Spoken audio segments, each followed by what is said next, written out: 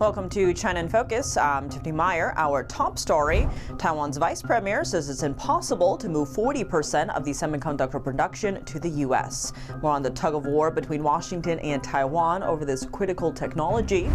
U.S. military forces pursued a sanctioned oil tanker from South America halfway across the globe, boarding it in the Indian Ocean. The ship was carrying oil bound for China. Visiting Bath Iron Works, War Secretary Pete Hegseth called for faster U.S. manufacturing. He says the Pentagon is pushing to rebuild the defense industrial base and prioritize U.S.-made weapons to meet battlefield demands. 4 years in prison for the former campaign advisor of a Southern California City Council member. He's been convicted of acting as an agent for China.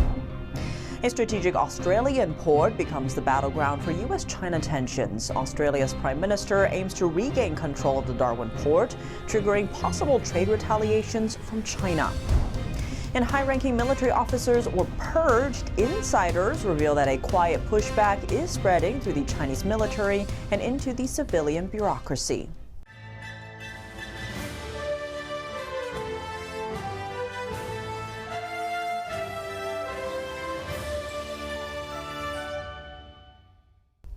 A setback for the Trump administration's push to make advanced microchips on American soil. Taiwan's vice premier told Washington it's impossible to move 40% of its semiconductor production to the U.S.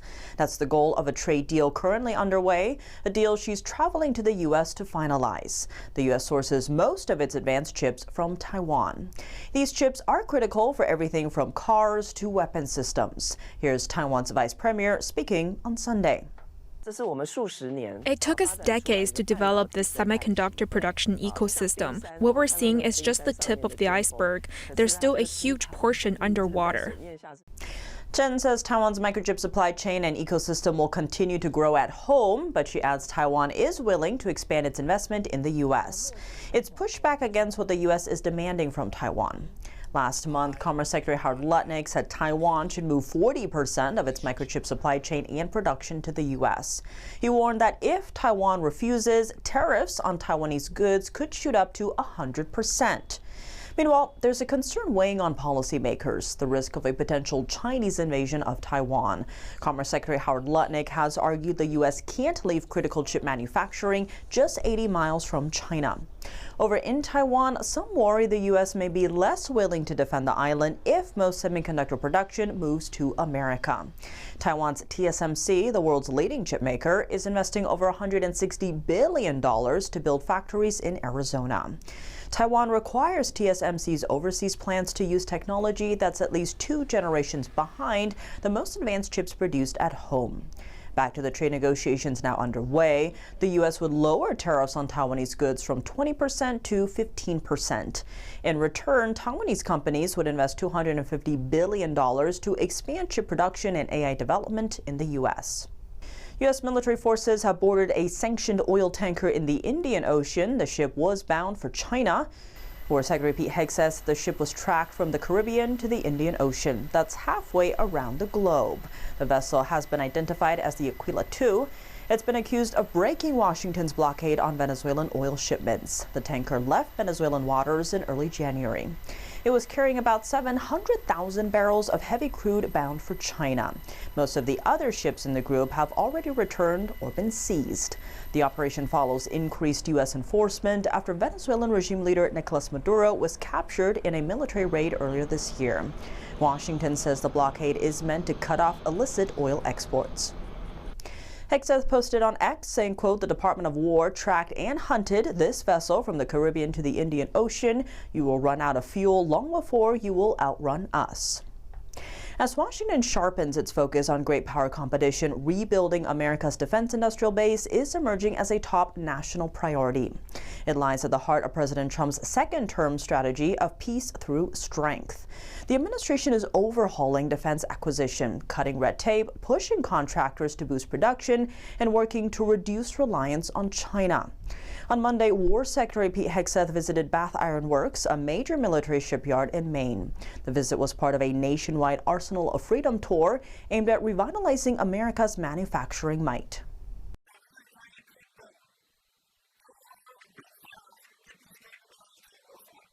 Hegseth says imports and outsourcing are no longer driving Pentagon procurement decisions. The focus now is on a U.S.-made supply chain built around the needs of the warfighter and the demands of the battlefield.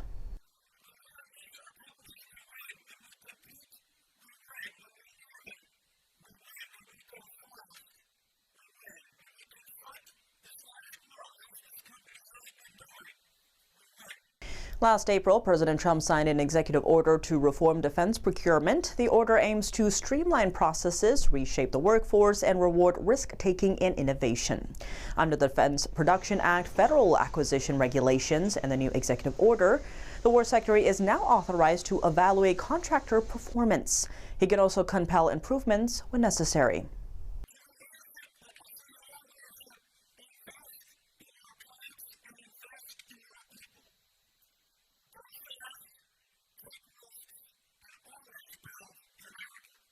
In the National Defense Strategy released last month, the Trump administration pledged a $1.5 trillion defense budget by 2027. The strategy elevates the U.S. defense industrial base, placing it among 4 core priorities shaping America's military future.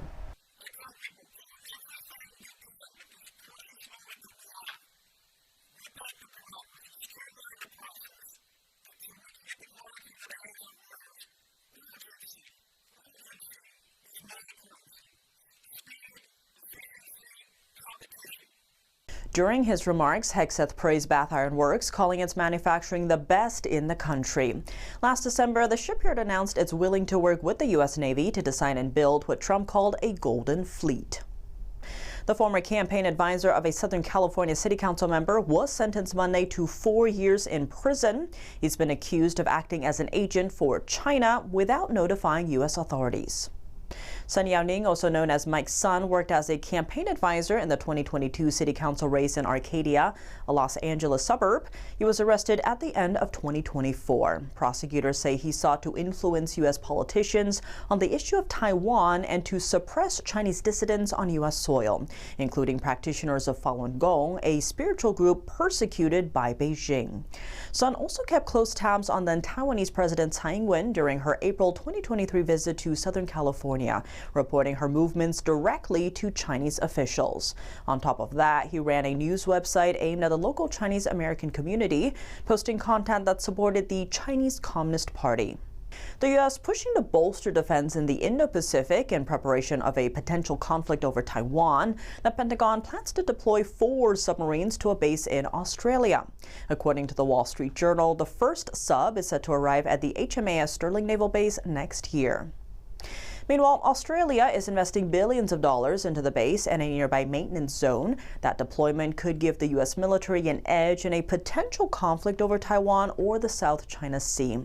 A U.S. commander says having a repair facility nearby would allow the Navy to return to the fight more quickly. Currently, most submarine maintenance is done in Guam, Pearl Harbor, and on the U.S. mainland. U.S. submarines could also help Australia patrol key maritime choke points. The deployment is part of the AUKUS deal between the U.S., the U.K., and Australia. Under the agreement, Australia will receive a few nuclear-powered submarines from the U.S. These subs are quieter, faster, and can stay underwater longer than Australia's current fleet. About 1,200 U.S. and U.K. personnel are expected to move to areas near Stirling. The U.K. also plans to send a submarine there.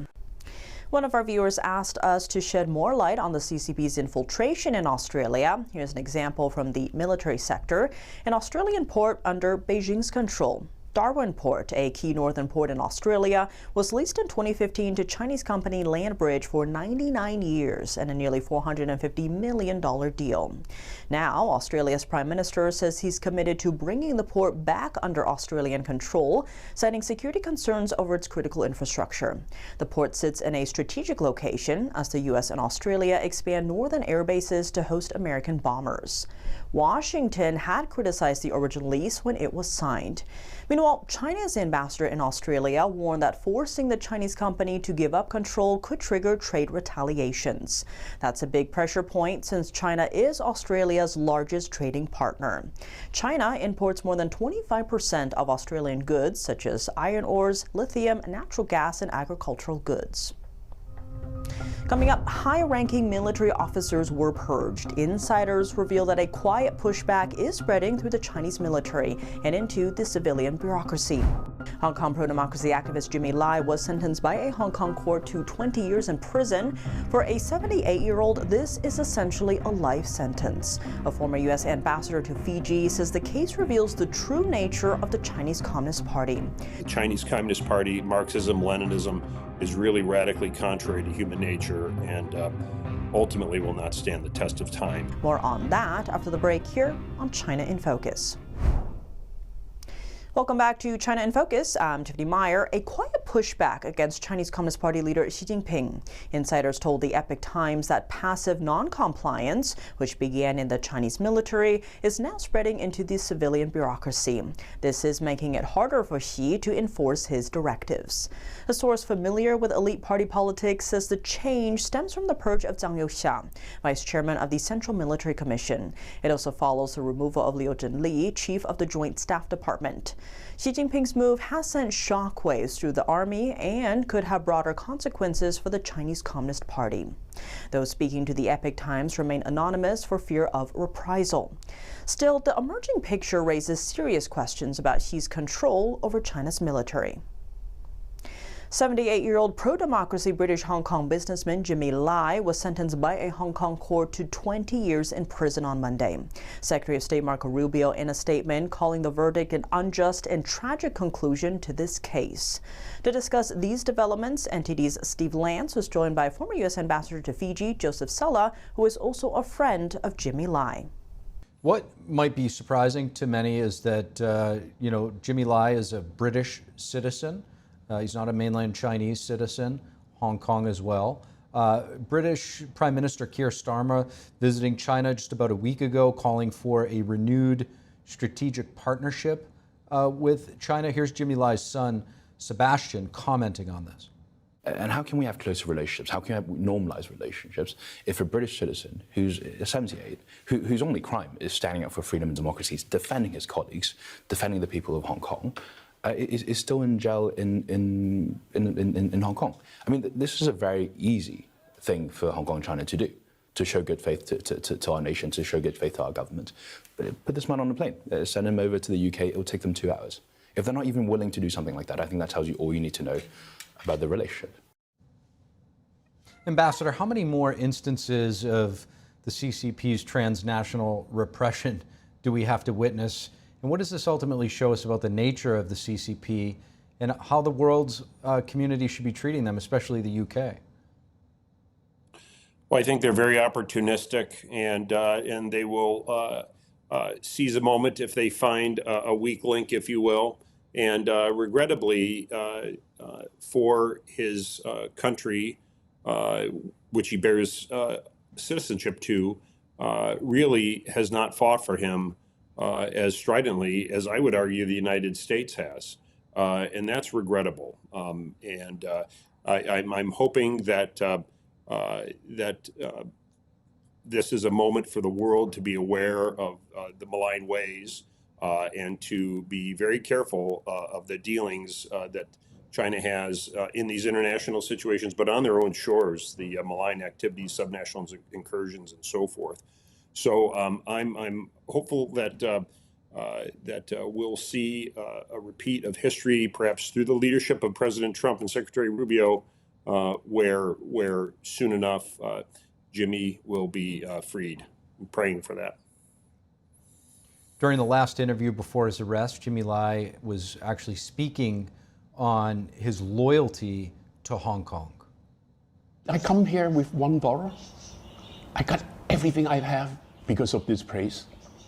You know, a wonderful family. You know, they're very supportive. If this is the payback time, this is my redemption. You must fear some things for your family, for Hong Kong, for your loved ones. Yes, I do have fear. You're right. For decades, Ambassador, it was a one country, two systems recognition where, you know, the British handed it over to China, and then it really sort of took effect, the CCP implementing its own policy there gradually as that finally, you know, took place. Talk to us about the decisions that Jimmy Lai made to stay and fight for freedom in Hong Kong. I think it's a testament to his character. I think it's a testament to his faith. He is a role model for others who are subjugated under the boot of totalitarianism around the world, and will be forever, come what may for Jimmy. He has traveled the heights of power, and in business, and has met great success. However, that is very transitory for him. He knows he could have gotten on a plane as soon as he knew what was coming, but he opted to stay and fight on principle.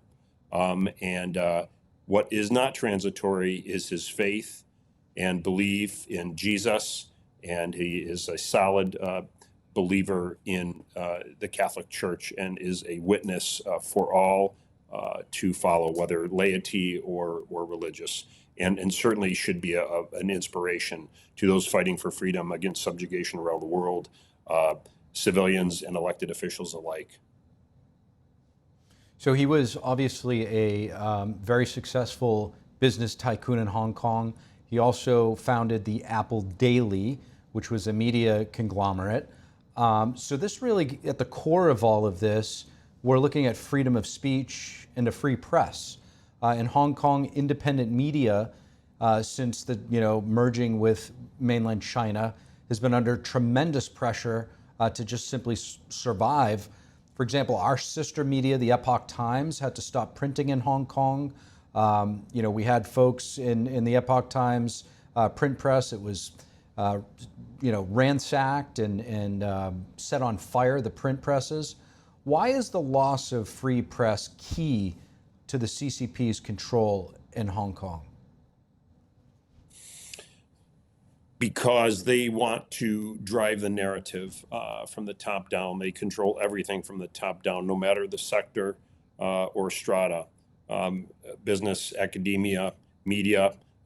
If we have a media presence from the United States, it has to be they have to be bought in so that they can censor, and they do not want the unvarnished truth to be told, as your good offices do, as Apple Daily did, because I think that would expose the nature of the Chinese Communist Party, its nefarious ways, that I do not really think will stand the test of time. In the Cold War, we saw that was painful, very difficult, very bloody time, but eventually that Cold War ended, the Soviet Union collapsed, and I think that the Chinese Communist Party, Marxism, Leninism, is really radically contrary to human nature and ultimately will not stand the test of time. So I think they're very insecure about the nature of their ideology, and it could quickly come to an end if the winds of freedom were to blow, and they're being very careful to make sure that doesn't happen. Former Ambassador Joseph Cella, really appreciate you joining us. Washington's oil sanction in South America affecting Cuba. Canada's largest airline says it's suspending flights to Cuba because the island does not have enough jet fuel. Air Canada says it will carry out ferry flights to get 3,000 customers home. The fuel shortage comes after the U.S. disrupted oil shipments from Venezuela following the ousting of former dictator Nicolas Maduro. Air Canada says it will bring in extra fuel for the remaining flights. 2 other Canadian airlines also canceled flights over anticipated fuel shortages. That's all for today's China in Focus. I'm Tiffany Meyer. If you have any feedback on the show or have something you'd like to see us cover, send us an email at chinainfocus@ntd.com. We'd love to hear from you. For round-the-clock original news coverage, visit us at ntd.com or download our NTD app. Thanks for watching. See you tomorrow.